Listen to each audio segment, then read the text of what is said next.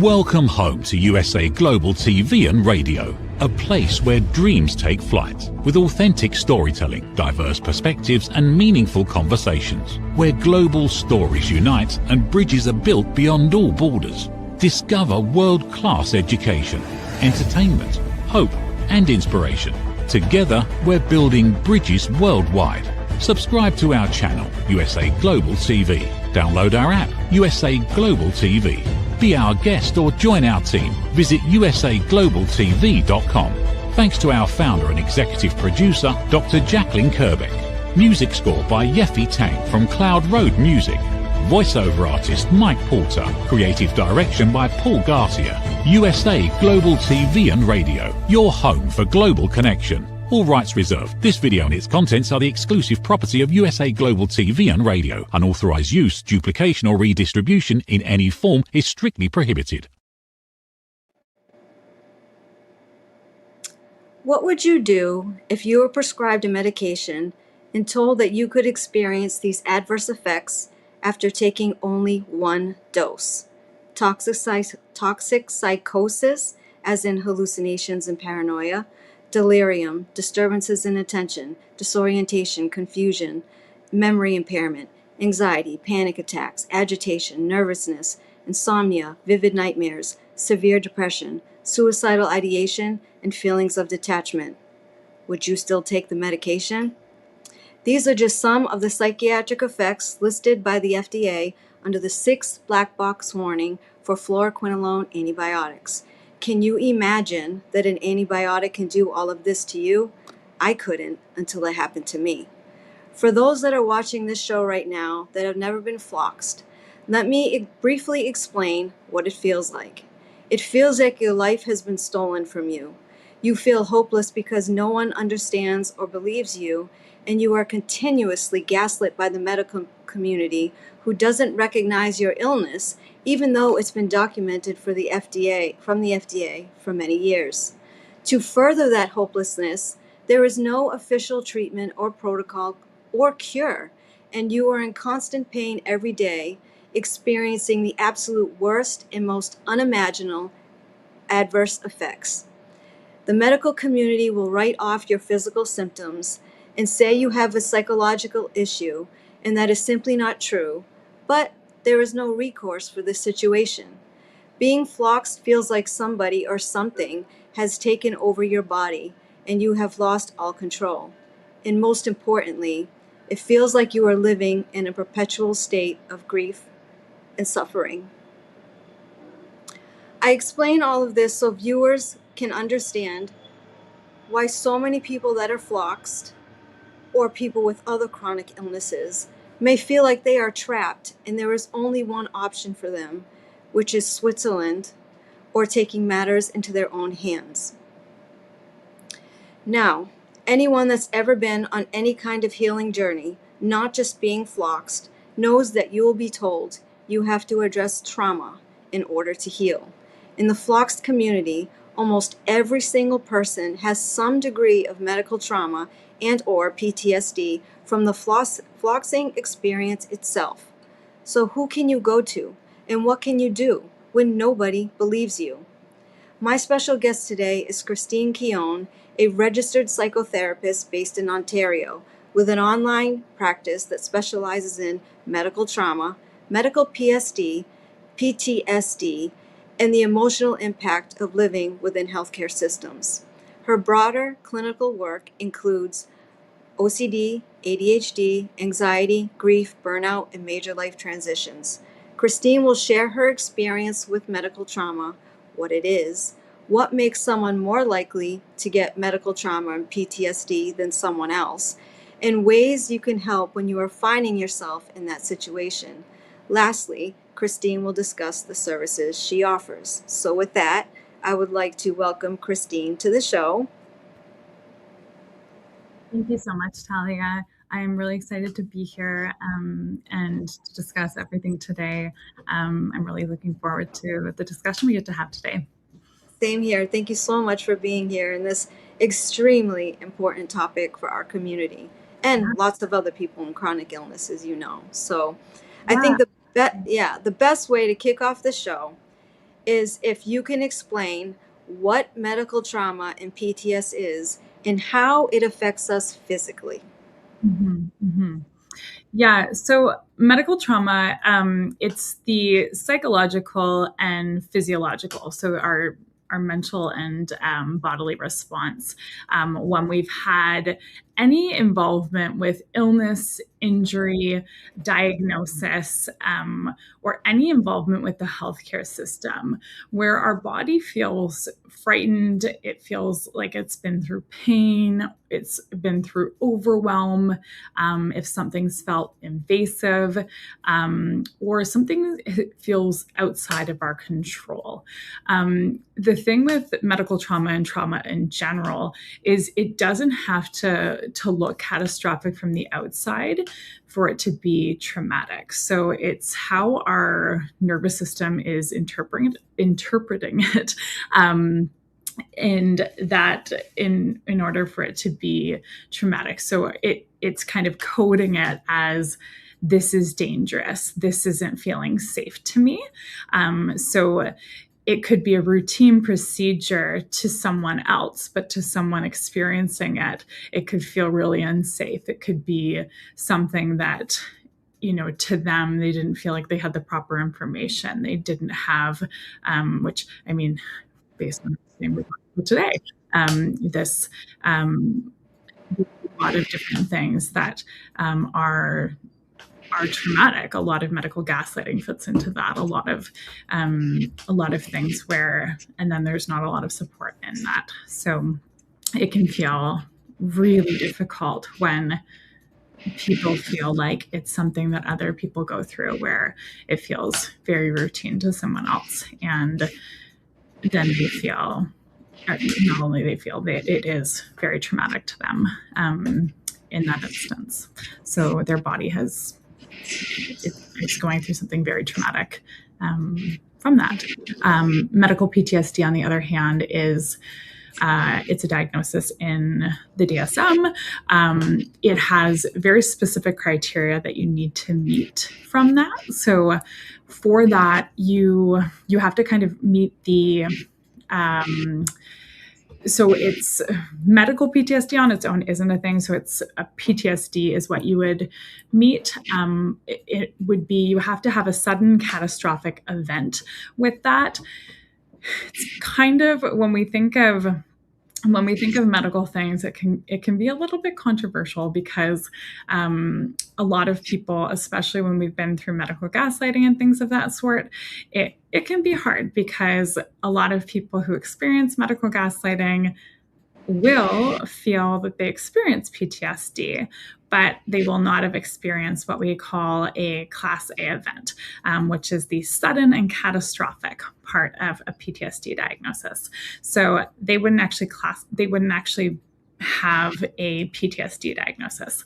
So they would fit into other parts of, there would be other diagnoses that they could fit under, but they wouldn't actually fit under a PTSD diagnosis. So you would need to fit into the 1122 classification, which is intrusion symptoms, avoidance symptoms, negative changes in thoughts and mood, and arousal and reactivity. So these are things like your nightmares, flashbacks, avoidance of appointments, avoidance of different things in that. It needs to last longer than a month, and it has to be, as I said, it has to be a sudden and catastrophic event. So there's a little bit of controversy with the DSM-5, because a lot of people, as I say, with medical experiences in particular, feel that they have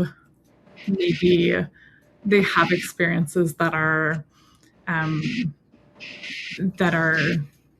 very big, but it's not to say if your experience is not, it has nothing to do with how big your experience is. We treat the symptom and not whether it fits into the DSM-5 or gains a label.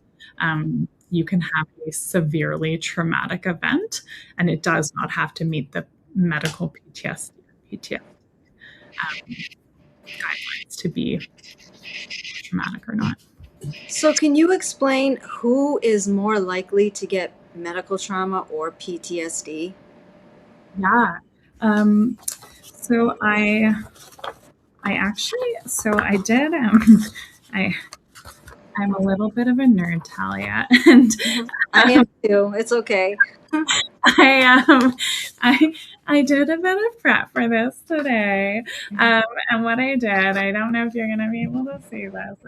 I did. So I wanted to do a little bit of prep and kind of show people, and this is something that I talk about in my practice, and you're not going to be able to see the words on here, but what this is just to show you is you're not alone if you are one of these people in one of these categories here of people who are maybe more predisposed to getting medical PTSD. And I will let you know, I have this attached on my Instagram, which you'll receive later. It's in my bio. I've attached my nerdy PowerPoint that I made. So you can get access to this. But I'm just going to read off some of these here because it's a lot of different people. So I know it can feel overwhelming, but it's also to show you that you're not alone in that. There are a good number of people that are on that list of people that are predisposed. So hopefully that can help people feel that they're not isolated in that experience. So on that list, it's people with previous mental health concerns, anyone who's been through a life-threatening or emergency medical event, people with negative healthcare interactions, those who are neurodivergent, who experience sensory overload or communication barriers with a loss of routine, people who have experienced medical racism, weight stigma, gender-based dismissal, ableism, or discrimination, parents witnessing their child's medical crisis, people experiencing ongoing threat, and those who must return to the same setting that their trauma occurred at, those who continue to have a lack of supportive people who understand their experience, poor social support and isolation, previous trauma or PTSD, those who face additional financial, work, or family stress, those who continue to feel blamed, ashamed, or responsible for what happened, those who have a perceived threat, so a fear of dying, helplessness, they feel trapped or a loss of control, and anyone who experienced an unexpected diagnosis or a sudden deterioration. So as you can see, there's quite a long list of people that might be at a higher risk of experiencing medical trauma or PTSD. Yeah, when you say experience, what was the thing you just said? Really fast medical decline or something like that. Yeah, unexpected medical decline or sudden deterioration. Yeah, that's most of us in the Floxed community. So when people find themselves in this situation and they feel traumatized and don't feel like they have anywhere they can go, what should they do? Like what we do right now is we just deal with it on our own and talk to each other about it, but don't actually seek help. I mean, many people are afraid of it entering their medical records. You know what I mean? So what should we do? Yes. That's a really important question, right, Talia? I think, I mean, you hit on a really good point though. And that was actually one of the first things I was going to say is building your support systems. So you're not wrong in that first thing that you're doing, because one of the biggest factors of resilience is to build support, build people that understand. And you saw that on that list, right? A lack of supportive people who understand. And when we're facing medical trauma, we often are feeling isolated and feeling like, especially when, your life is changing in a way where oftentimes the things that you're able to do, perhaps your routine, all of the things that you love to do are changing. Those sorts of things, it can be difficult to find people that really understand what your life is like in this moment. So I think even connecting with people within a community of people who are experiencing what you're experiencing. So this is a prime example, maybe in the This is Floxed community, or finding people who are experiencing something similar, trying to reach out to people. People sometimes find it very frustrating in the communities that they have if they can't find people. So it might be taking the time to find people who actually do understand what it is that they are experiencing. So that would be my first thing. The second thing is to try to find, I know this is biased coming from a therapist, but trying to connect to some sort of mental health support. But again, I always say, as a therapist, trying to connect to community, I can't do that for you. I can't be your community, right? So they're two entirely separate things. So when you're looking for therapy, it's trying to find someone who can do work in different things like CBT for trauma, prolonged exposure therapy, EMDR work, or specifically works in medical trauma, things of that sort. The other thing I would look for, and these are things that you can start to do on your own, but when we're experiencing medical trauma, it's looking at your body is going to be constantly telling you, I'm still in a state of danger. I'm back in that moment. And it might not be all the time, but it's saying, I don't feel safe. I'm thrust back into this place of, I'm there. I'm there again. I don't feel safe. So trying to remind yourself and trying to give yourself reminders of, okay, how do I find a way to know that I'm safe? For every person experiencing medical trauma, there's going to be different triggers. And one of the things I would say is a big thing that comes up for a lot of people with medical trauma is avoidance will be a huge thing with those trigger points, because it's going to be very hard when triggers are coming up. And I'll give an example here. And a lot of the things, we want to take some time to understand our triggers. So I don't have too much time to go through this here, but I think this is an important thing to kind of get people thinking about, what might my triggers be? What could those be? So a big one that comes up in my office is, the scent of the hospital or the scent of a doctor's office. Something like that could be a particular trigger. So if we're looking at like that sort of thing, it might be like, okay, what are we doing if, we're having that trigger come up? So it's like we've got this trigger. We've got, we know, okay, I have this trigger wherever I am, and it's not only coming up when I go to the doctor's office, but I even have this trigger when I'm out and about. I'm having a great day.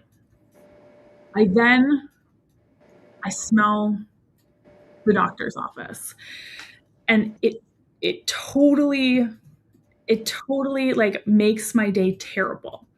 One of the things that I do with that person is have them, it might be like, get a different scent and you carry it with you. So it might be like in their bag, in their purse, having something where you're like, okay, can you carry with you a hand cream? Can you carry with you a small perfume or something in your purse, depending on what gender we're working with? Something that they say, this is a sensory thing that I'm able to carry with me.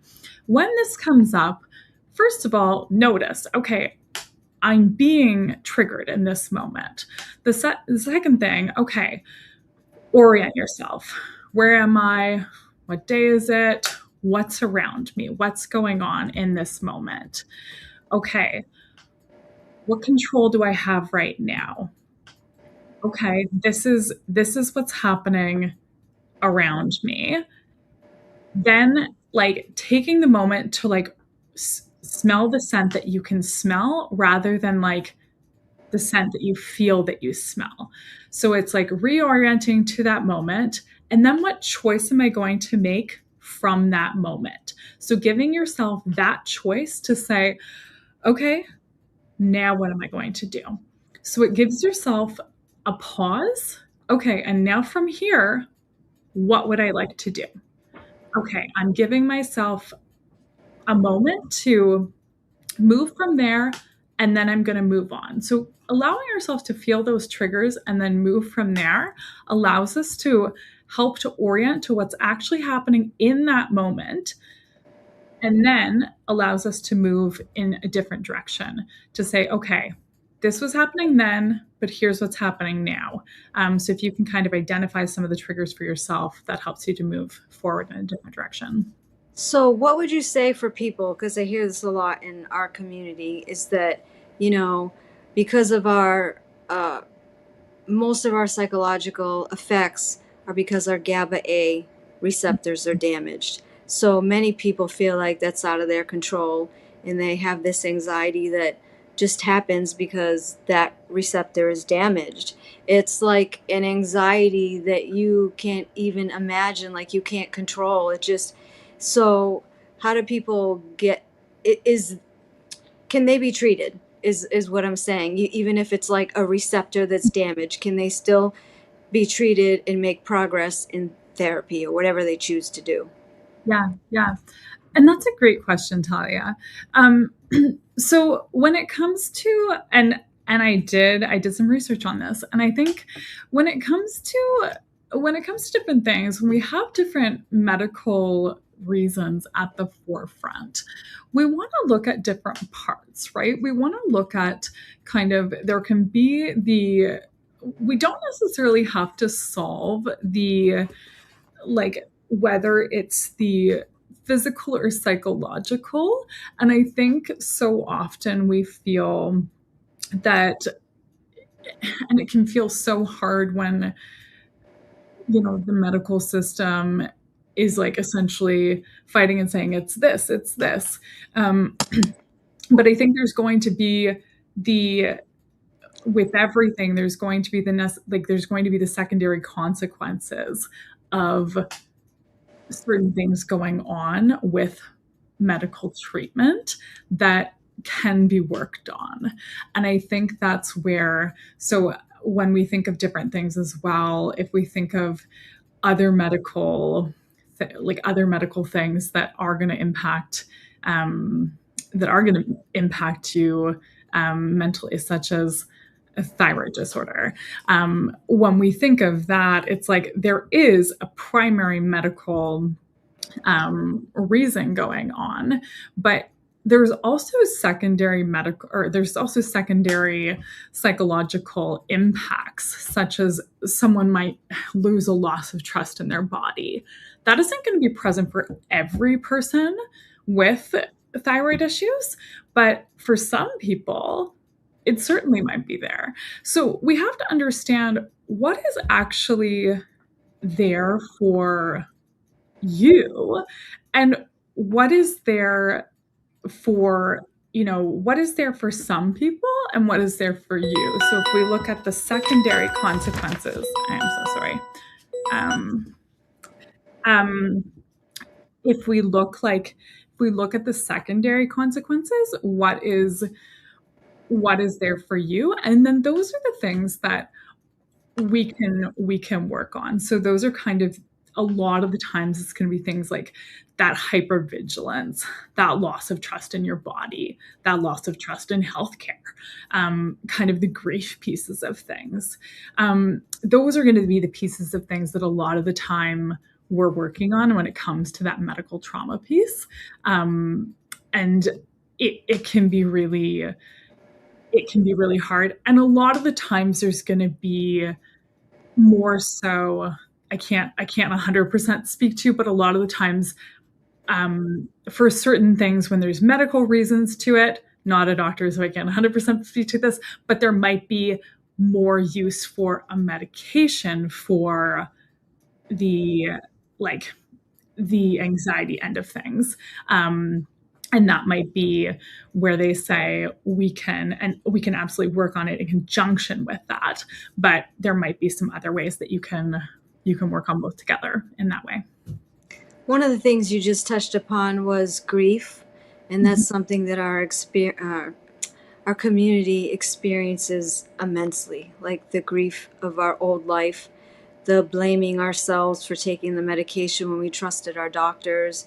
So, in your experience, how can people get past grieving their old lives? I feel like if you're always grieving your old life, you're never going to be able to move forward. Is that actually possible? Yeah. And that's a wonderful question. I think one of the nuances I want to hit on there is when you say get past grieving an old life. I think I give that sigh, right? I think like it's hard. It's really hard.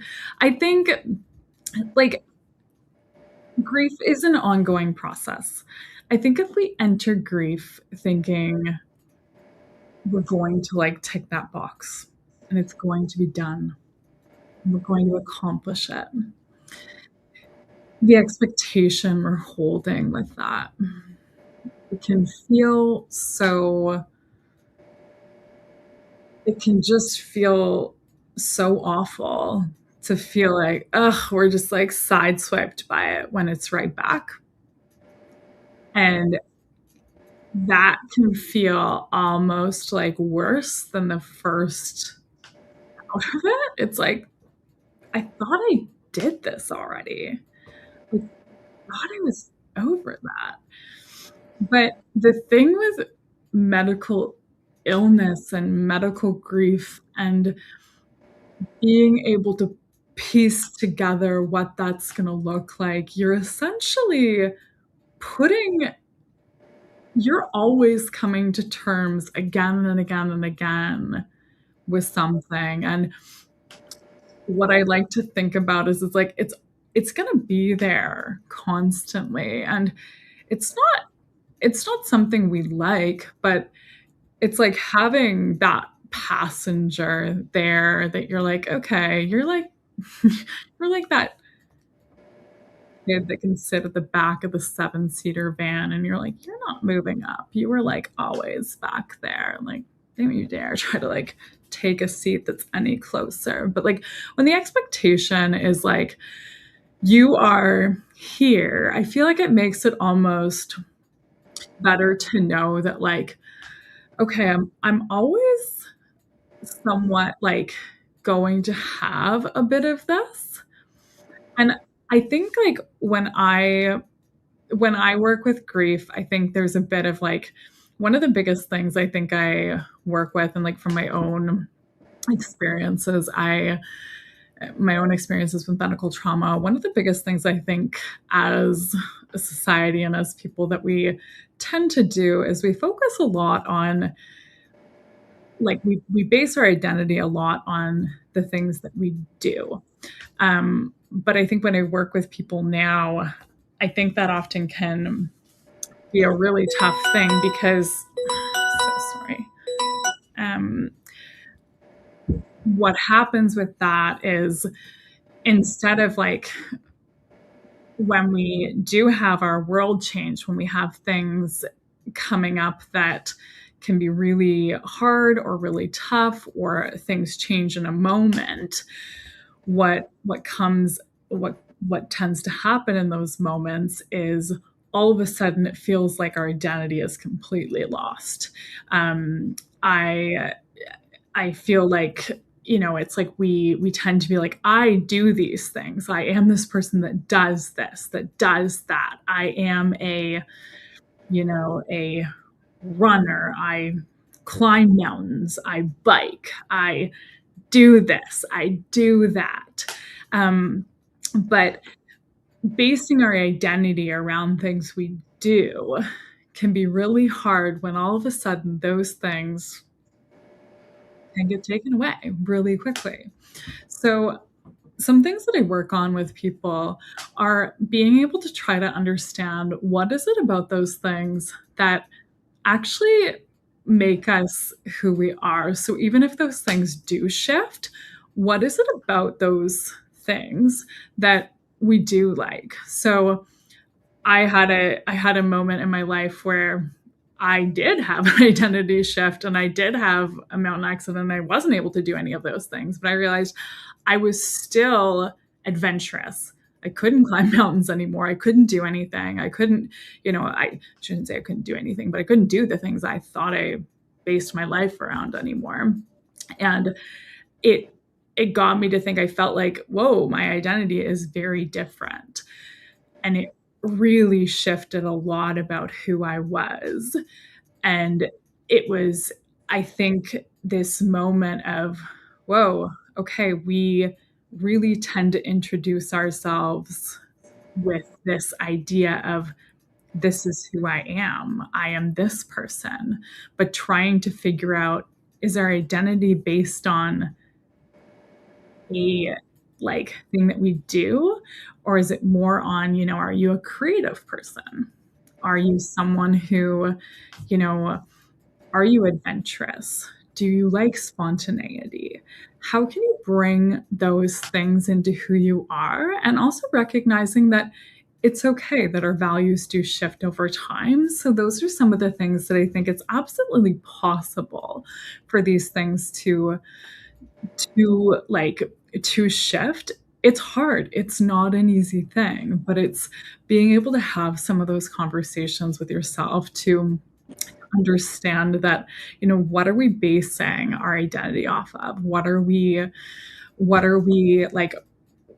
those things that we've always believed about ourselves and believed about our future? How in our mind, how long have we planned out our future? What has that been based upon?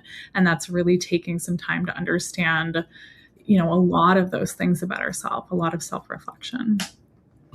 So, one of the questions I wanted to ask too, which is really important, you don't have to really get into it, but if there's some organization or some place you send people, but for the people that feel like they literally only have one option left, and that is not to be here anymore.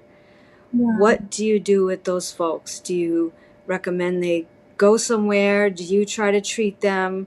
Because let's be honest, in this chronic illness, it's very hard to make people feel like they have a lot to live for when they're in constant pain. And, it's a very poor quality of life. So how do you keep people motivated or whatever to keep living? Yeah. And I think it's a really important question. I think one of the things that I think is most important, I think, well, first of all, I think when we're talking about suicide, I think we need to not be afraid to talk about suicide. I think we need to be upfront. If we think that someone is considering suicide, we need to be direct. We need to ask.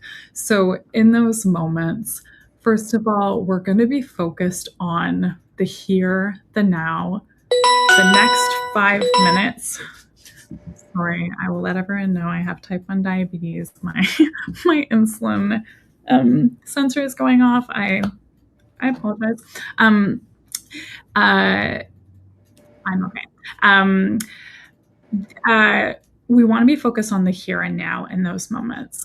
The brain is not able to handle anything other than what is going on in that moment. So being able to talk about anything past that is not going to be making sense.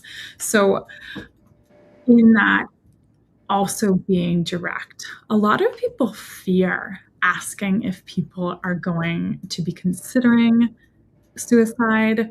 They fear if they ask that question, it's going to give someone an idea. That's not true. So it's okay. It's more than okay. In fact, you should be asking if someone is going to be has that thought, has a plan, has anything around them to be considering that. So that is what I would be doing. I ask if there's any plan. We create a plan, a safety plan, depending on what the plan is. We're also going to be planning for, very short term. What are we going to be doing for the next 5 minutes? What are we going to be doing for the next hour? What are we going to be doing, for right after this, and then sending to appropriate spaces and places. So to the emergency person, a lot of the times it might be to, the emergency room, to different places that they might need to be getting care at. So depending on where the person needs to be going, but it all depends on what has been set up in the safety plan. A lot of the time it's going to be calling the emergency contact person that is on the file, and creating. A lot of the times we want to make sure that it's, the best plan for the person involved. So some people don't want to be going to the emergency room, but we want to make sure with the emergency contact person that there is a plan in place, that there's something in place, that the person is going to be safe. And that's always needs to be in order. If there's anything that does come up. So we create in-depth plans before anyone is leaving. We create a follow-up for when the client is going to be returning, and then also create supports for the person who is the emergency contact. Yeah. Well, thank you for that, Christine. I really appreciate it. And before I close the show, can you tell viewers how they can reach you? Yeah. So I can be found on social media. I have an Instagram page. It's Your Health Therapist. And on there, as I mentioned before, I'll have my nerdy PowerPoint slide. So that's available there. And then my website is also on my bio there. So you can find that on there. Well, thank you so much for being here and helping talk about this, topic that people don't talk about, or people just like to avoid, but we need to discuss it. So thank you very much. I appreciate you being here today. Not a problem. This is so lovely, and I've loved the chance to be able to talk with you today, Talia. Thank you. So I want to close out the show by saying thank you to Christine Keown for being here today. If you've learned anything from her, it's that there is hope for healing trauma. It takes a lot of inner work and time, and for some people, it may take longer to heal the psychological trauma than the actual physical damage. One thing to remember is just because you are experiencing psychiatric effects from a fluoroquinolone antibiotic does not mean you have a psychiatric illness. And if you have been unjustly diagnosed as such, I would plead you to try to have that removed from your medical records, or at least note your disagreement, because this is going to make all the difference in your journey going forward. Once you are labeled with a psychiatric illness, every single time you step into a doctor's office, hospital, emergency room, urgent care, they will always focus on your psychological symptoms instead of your physical symptoms, and you are unlikely to get the medical treatment or diagnostic testing you need, furthering this cycle of trauma and not having our needs met. Lastly, I would like to say our community last month lost another beloved Floxy, Ian Patrick Morris. The news of his passing rippled through the Fox community like a tsunami, as he touched so many lives and gave so many people hope. This episode is dedicated to Ian and all his loved ones, and I want to say, wherever you are, Ian, rest in peace. We miss you so much. That's all I have today. I'll see you all next month. Thank you. What if many of the problems we associate with aging are not random? What if there are identifiable causes behind declining energy, chronic disease, and memory problems? We have been told that aging is simply something we must accept, that slowing down is normal, that growing older means growing weaker. But what if that's only part of the story? Why do some people remain active and engaged well into their later years? Why do others struggle with disease, fatigue, and declining health? What is happening beneath the surface? What processes drive aging? In Aging Sucks, researcher, educator, and author Red O'Loughlin explores what researchers have discovered about why we grow older. No medical degree required, no confusing jargon, just clear explanations of what researchers have discovered about the processes that influence aging. You cannot stop aging, but understanding its causes may help you make better decisions about your health, your future, and your quality of life. Because understanding comes before action. Action creates hope. Aging sucks. End the guesswork. There is hope. Thank you, viewers and listeners of USA Global TV and Radio, for joining us today. We're honoured to have your time and attention as part of our global community. At USA Global TV and Radio, we believe in the power of authentic conversations, meaningful connections, and creating a world of possibilities together. Want to be part of something bigger? Join our team of elevated listeners at usaglobaltv.com, a space where your voice matters and your ability to listen transforms relationships. Stay connected with us across all our platforms for thought-provoking discussions, expert insights, and empowering stories. Subscribe to our channels at youtube.com/c/USA Global TV. Follow us on social media and explore the endless opportunities we're creating for growth, learning, and inspiration. Together, we're not just broadcasting, we're building bridges and changing lives one conversation at a time. For inquiries, contact us at info@usaglobaltv.com. Produced by Executive Producer and Director Dr. Jacqueline Kerbeck. Voiceover by Mike Porter. Creative direction by Paul Garcia. All rights reserved. Visit usaglobaltv.com to view our full terms and conditions.